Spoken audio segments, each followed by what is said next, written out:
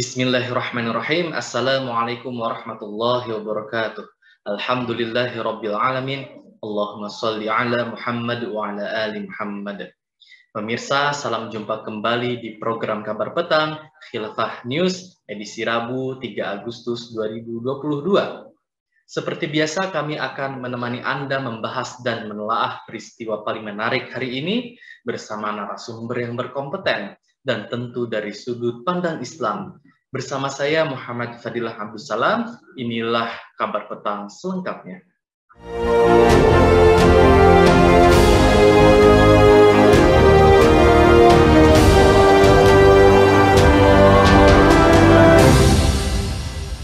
Pemirsa, Ketua DPD RI, AA Lanyala Mahmud Mataliti menyebut tingginya korupsi tidak selalu disebabkan mental korup. Tingginya korupsi, kata dia, juga dipicu tingginya biaya politik.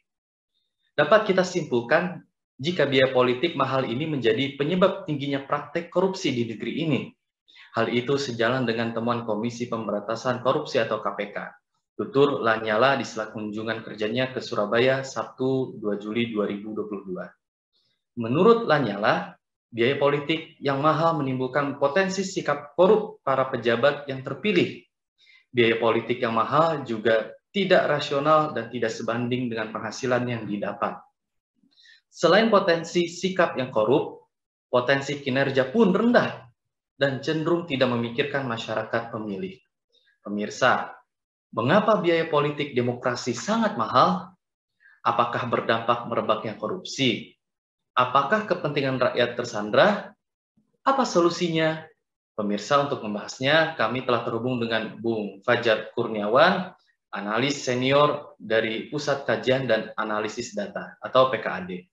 Assalamualaikum warahmatullahi wabarakatuh, Bung Fajar. Waalaikumsalam warahmatullahi wabarakatuh.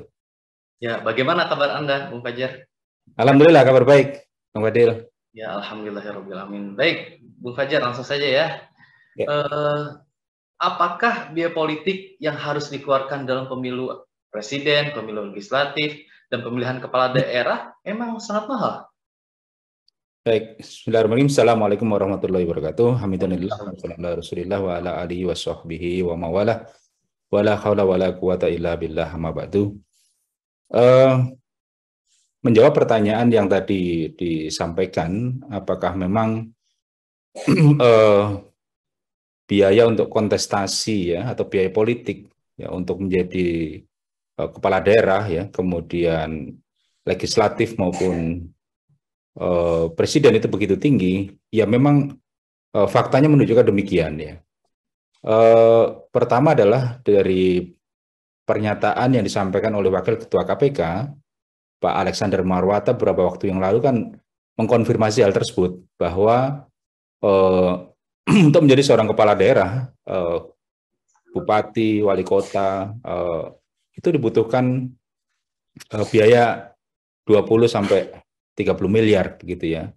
Kemudian untuk seorang gubernur itu perlu biaya yang lebih besar lagi ya, kurang lebih 100 miliar begitu. Nah, itu konfirmasi dari KPK begitu. Nah, sementara ada juga kajian dari Litbang Kemendagri tahun 2015 yang lalu menyatakan bahwa untuk mencalonkan diri sebagai bupati, wali kota, hingga gubernur itu memang kisarannya di angka 20 sampai 100 miliar. Sementara di satu sisi kan pendapatan rata-rata gaji seorang kepala daerah itu kan kurang lebih 5 miliar ya, sampai selama 5 tahun itu, atau selama satu periode begitu. Nah, ini adalah sebuah fakta yang kita hadapi hari ini, dan selain itu saya juga beberapa kali bertemu dengan calon-calon kepala daerah yang sedang menjalani proses kontestasi untuk menjadi kepala daerah maupun legislator begitu ya, dan saya kira angkanya tidaklah bergeser banyak dari situ. Mereka memberikan kisaran untuk bupati wali kota itu antara 20 sampai 40 miliar ya. Bahkan memang untuk kabupaten yang cukup strategis atau kota yang cukup strategis itu bisa sampai 50 miliar.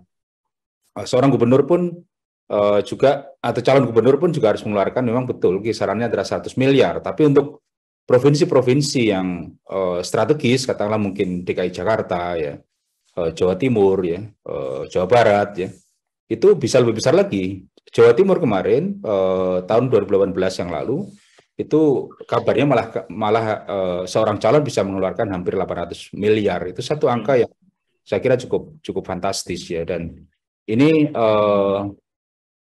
pernyataan yang disampaikan oleh Pak Lanyala itu saya kira memang menunjukkan adanya kesadaran akan fakta yang saat ini sama-sama kita hadapi begitu.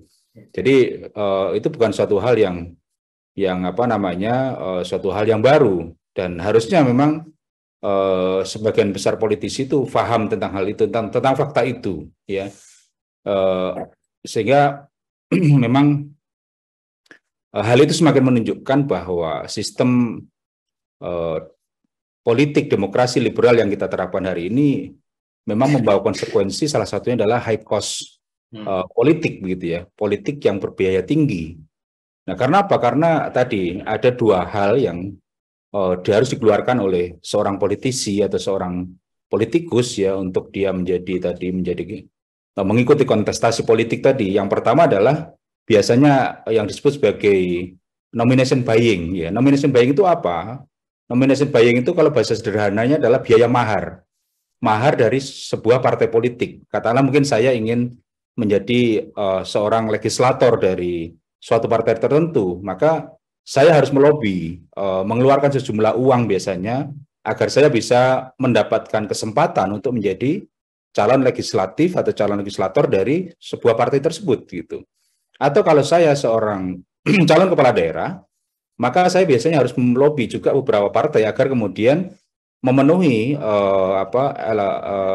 suara tertentu, ya, ambang batas tertentu, sehingga saya bisa diusung oleh satu partai atau oleh beberapa partai politik. Dan itu juga perlu mahar tadi. Nah, itu disebut sebagai nomination buying. Yang kedua, saya juga harus mengeluarkan namanya food buying. Apa food buying itu? Food buying itu adalah, ya, tadi jual beli suara, ya, termasuk adalah money politik yang seringkali orang sebut sebagai serangan fajar, tapi bukan fajar saya, ya, tapi serangan fajar yang dilakukan oleh seorang calon itu menjelang hari H pemilihan. Itu biasanya kan suatu hal yang juga di lapangan itu hampir kita temukan di seluruh wilayah begitu. Dan contohnya misalkan di sebuah kabupaten Jawa Timur itu para calon itu mengeluarkan antara 100 sampai 200 ribu per orang, ya, untuk kemudian melakukan food buying itu. Jadi saya kira begitu fakta ininya. Ya, baik, Bung Fajar. Dari perspektif Anda tadi, apakah problem tersebut telah menjadi bumerang bagi sistem demokrasi sendiri dan keberadaan partai politik sekuler di Indonesia?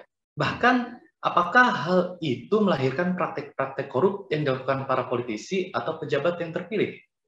Ya, secara normatif memang seharusnya hal itu menjadi faktor internal yang akan bisa melemahkan kepercayaan publik pada sistem demokrasi liberal begitu. Karena sudah jelas sekali dampak dari yang ditimbulkan dari sistem demokrasi liberal tadi itu. Selain kita pada akhirnya adalah memilih bukan orang yang kompeten, tapi orang yang kemudian mampu menghadirkan sejumlah uang, ya, di dalam kontestasi tadi, sehingga sebenarnya kita tidak sedang memilih calon-calon yang berkualitas begitu. Tapi secara faktual ternyata tidak demikian, ya. Mahalnya political cost, ya, atau mahalnya biaya politik itu adalah, ya, karena tadi ternyata belum bisa mendelegitimasi sistem demokrasi liberal itu sendiri, khususnya dia di negeri kita, gitu, ya. Nah, karena apa? Karena ternyata sistem itu bertemu dengan fakta yang lainnya yang kita lihat di lapangan adalah rendahnya kesadaran politik rakyat Indonesia begitu. Nah, rendahnya kesadaran politik inilah yang kemudian membuat rakyat itu dia akan memilih siapa saja yang kemudian bisa memberikan benefit jangka pendek bagi dia.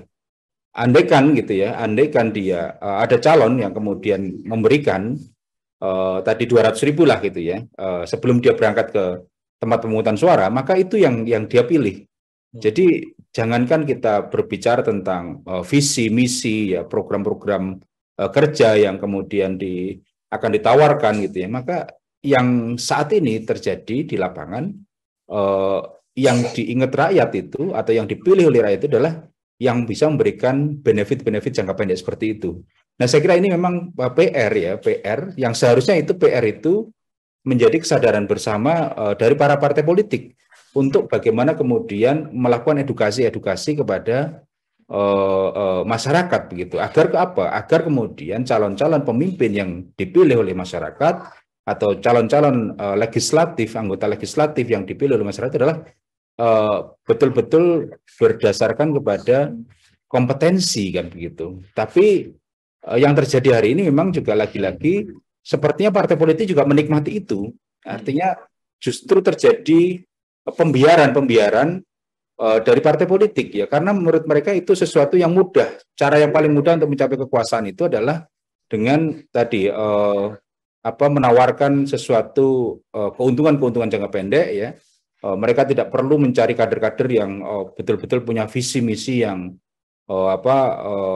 dan kompetensi yang baik ya, tapi cukuplah kemudian orang-orang yang memang punya kemampuan secara finansial ya, atau orang-orang yang memang bisa mendatangkan investor-investor politik yang kemudian dari situ partai juga mendapatkan resources ya berupa sharing tadi itu finansial itu. Kemudian satu sisi ya dia kemudian bisa mendapatkan kekuasaan itu. Nah, inilah saya kira karena memang sistem demokrasi kita hari ini yang meniscayakan bahwa setiap kontestan kepala daerah ya, kemudian presiden atau anggota legislatif itu ya agar dia bisa masuk di dalam kontestasi itu ya punya modal tadi. Nah, bahkan kalau perlu dia menggunakan strategi post-truth gitu ya, yang sekarang mungkin semakin merajalela begitu. Nah, ini yang kemudian bertemulah tadi itu kehendak dari partai politik atau calon-calon yang mengikuti kontestasi politik tadi dengar namanya yang saya sebut investor politik gitu. Nah, si investor politik ini kemudian memberikan sejumlah investasi kepada calon tadi, yang tentu ini kan bukan sesuatu yang cuma-cuma ya, pasti dia mengharapkan sesuatu in return gitu ya sebagai imbalannya. Mana mungkin orang kemudian mampu atau mau memberikan 50 miliar cuma-cuma, ya tentu dia berharap ada sejumlah keuntungan yang kemudian dia dapatkan di kemudian hari. Dan biasanya para investor politik ini dia juga sering juga bermain di dua kaki. Artinya di calon A dia juga bermain, di calon B dia juga bermain, karena pada akhirnya bagi dia adalah sepanjang itu masih menguntungkan, maka itulah yang akan diambil. Dan kita juga tahu bersama tadi bahwa kalau seorang kepala daerah itu hanya mengandalkan pengembalian dari gaji, itu sesuatu yang mustahil, karena rata-rata gaji seorang kepala daerah ya, khususnya mungkin bupati wali kota itu tidak jauh dari tadi angka 5 miliar dalam 5 tahun gitu. Artinya sangat sulit bagi dia kemudian untuk bisa mengembalikan yang 20 miliar, 50 miliar gitu ya, tanpa intervensi dari investor-investor politik itu. Dan inilah sebenarnya kemudian menimbulkan peluang abuse of power tadi itu, penyalahgunaan kekuatan atau kekuasaan ya, dengan dia kemudian membuat kebijakan, membuat strategi yang kemudian bisa memberikan benefit bagi investor politiknya tadi itu. Saya kira disitulah korupsi-korupsi politik itu bermula begitu. Ya, baik Bung Fajar. Saat ini muncul pandangan dari sebagian masyarakat bahwa apabila ketika para politisi atau pejabat terpilih dalam jabatan tertentu, maka yang terpikir pertama kali adalah bagaimana mengembalikan biaya politik yang telah dikeluarkan agar balik modal. Betulkah demikian, Bu Fajar? Ya, faktanya begitu memang. Jadi betul sekali. Dan itu dalam sistem politik demokrasi liberal itu menjadi sebuah kewajaran gitu, Bung Fadil. Karena tadi dia kan harus berpikir bagaimana dia harus bisa mengembalikan tadi investasi yang katakanlah mungkin kita ambil 30 miliar tadi itu ya. Sementara kalau dia mengandalkan dari gajinya itu suatu yang impossible, tidak mungkin gitu. Sehingga di sini yang pasti yang akan dipikirkan pertama kali adalah bagaimana kemudian setelah dia jadi menjadi seorang kepala daerah atau menjadi seorang legislator gitu ya, maka dia harus berpikir bagaimana ini harus mengembalikan investasi tadi itu.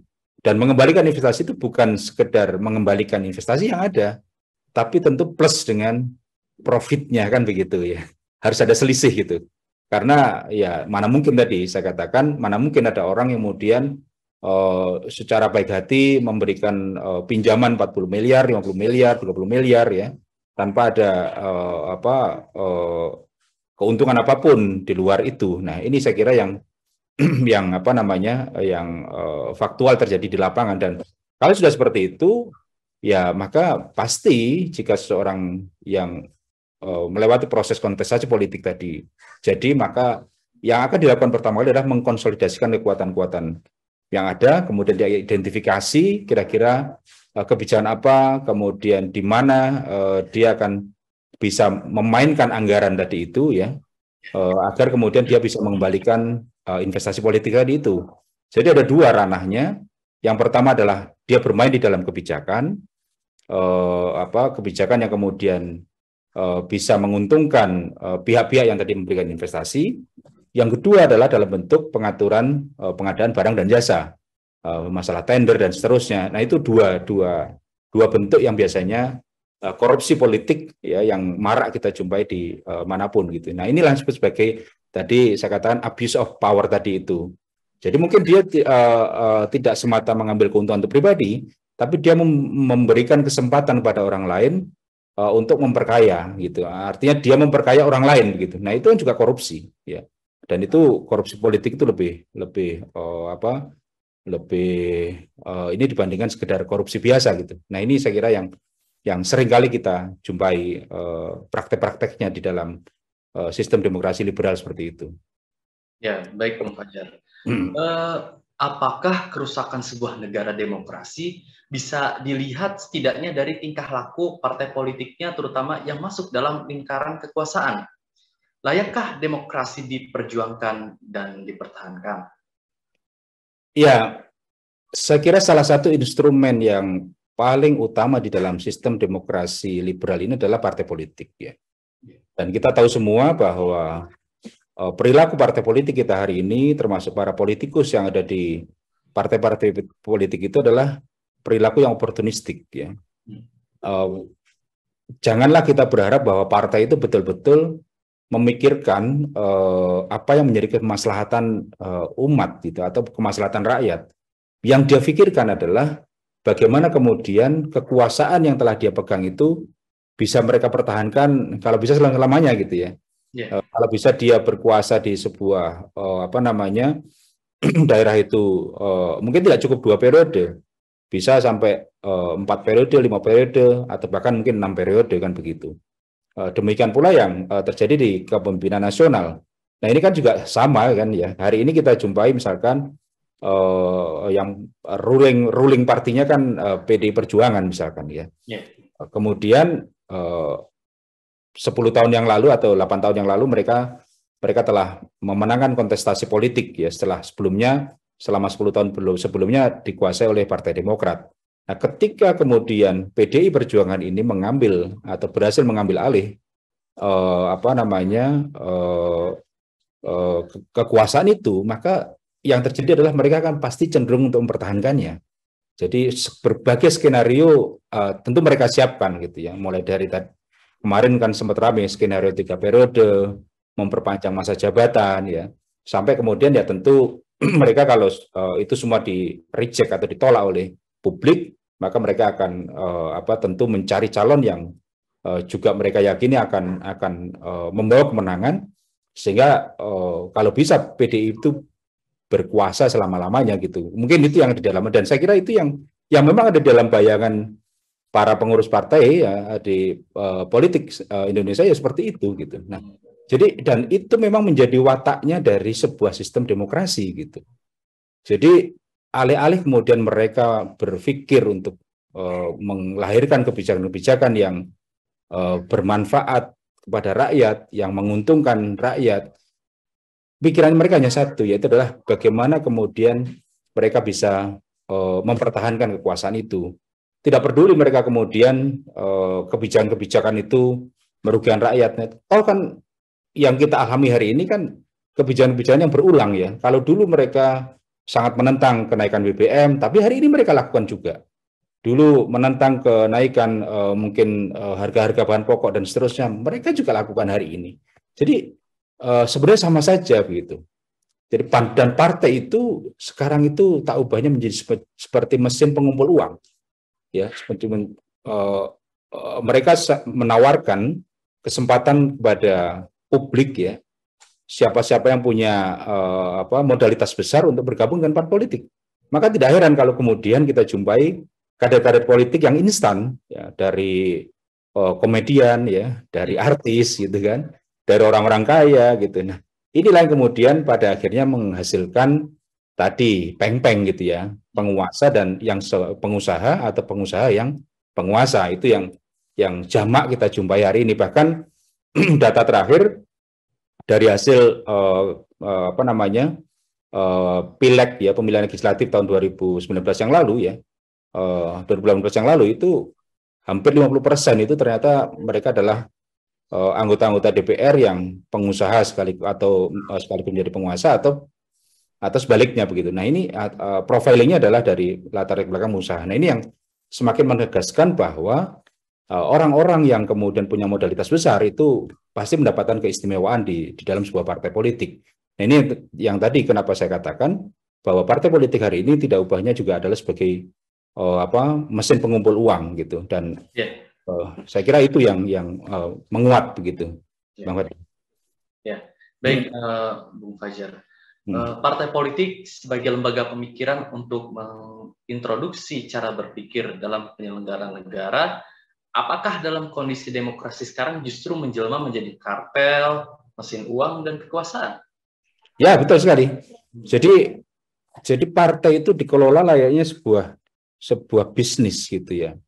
Mereka orientasinya juga adalah bisnis. Mereka tidak menjadi sebuah institusi pemikiran yang harusnya dari sebuah institusi pemikiran itu kemudian lahir kebijakan-kebijakan yang pro rakyat, ya kebijakan-kebijakan yang kemudian bisa meningkatkan kedaulatan sebuah negara, atau kebijakan-kebijakan yang kemudian bisa mengeluarkan kita dari cengkeraman hutang, atau kebijakan-kebijakan yang kemudian bisa memastikan bahwa sumber daya alam misalkan itu bisa dikelola dengan sepenuhnya oleh kita ya. Tapi yang muncul adalah bahwa mereka tadi menjelma menjadi sebuah institusi bisnis begitu.